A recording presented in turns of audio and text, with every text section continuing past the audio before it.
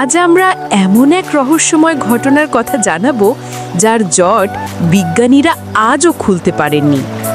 এ এক আশ্চর্য ঘটনা যা শুনে আপনি চমকে উঠবেন। উত্তর কানাডার এক গ্রাম যা কিনা রাতারাতি সম্পূর্ণ উধাও হয়ে গিয়েছিল।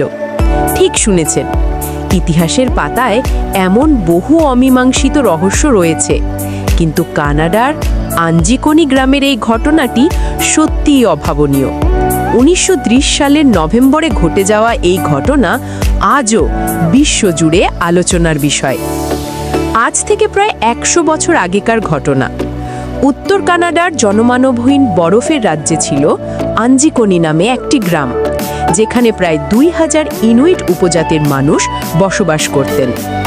গ্রামটি ছিল শিকার ও ব্যবসার জন্য বেশ পরিচিত। 1930 সালের নভেম্বরে ফরাসি কানেডিয়ান ট্র্যাপার অর্থাৎ পশম শিকারী জো লেবেল বিশেষ কাজে গ্রামটিতে আসেন। তিনি এর আগেও বহুবার গ্রামে এসেছিলেন এবং সেখানকার মানুষজনের কাছে তিনি পরিচিত মুখ ছিলেন। কিন্তু সেই দিন গ্রামে পৌঁছেই তিনি যা দেখলেন তাতে তার বুক কেঁপে ওঠে। গ্রামটি ছিল সম্পূর্ণ নীরব, কোনো মানুষ বা পশুর চিহ্ন ছিল না। লেবেল লক্ষ্য করলেন সবকিছু যেখানে যেমন থাকার কথা ঠিক তেমনই আছে।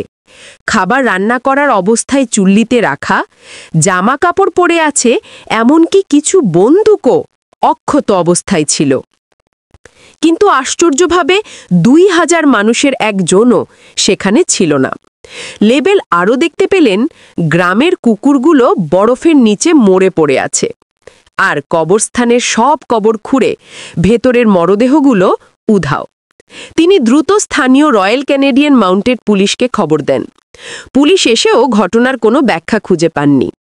2000 মানুষ এক রাতে কিভাবে উধাও হয়ে গেল তা আজও রহস্য। কোনো যুদ্ধ বা প্রাকৃতিক দুর্যোগের চিহ্নও সেখানে ছিল না। পায়ের ছাপও নির্দিষ্ট দূরত্বে গিয়ে হঠাৎ থেমে গেছে। অনেকের মতে এটি ভিনগ্রহের প্রাণীর কাজ, আবার কারো কারো মতে এটি এক ধরনের অতিপ্রাকৃত ঘটনা। তবে এর রহস্য আজও অমীমাংসিত। আঞ্জিকোনি গ্রামের এই ঘটনা উধাও হয়ে যাওয়া গ্রাম বা দ্য ভ্যানিশিং ভিলেজ নামে বিশ্বজুড়ে পরিচিত। বিজ্ঞান থেকে শুরু করে সাধারণ মানুষ সবাই এই রহস্যের কিনারা খুঁজে চলেছে। পৃথিবীর বুকে ঘটে যাওয়া এমনই কিছু আশ্চর্য ঘটনা আমাদের বুঝিয়ে দেয় যে পৃথিবীর অনেক কিছুই এখনো আমাদের ধারণার বাইরে। আজকের মতো এই পর্যন্তই। বিশ্বের আরও অজানা রহস্যের খোঁজ নিয়ে আসব আগামী পর্বে। দেখতে থাকুন দৈনিক সংলাপ পত্রিকার পাশে থাকুন। ছানিয়া সিদ্দিকী, দৈনিক সংলাপ, ঢাকা।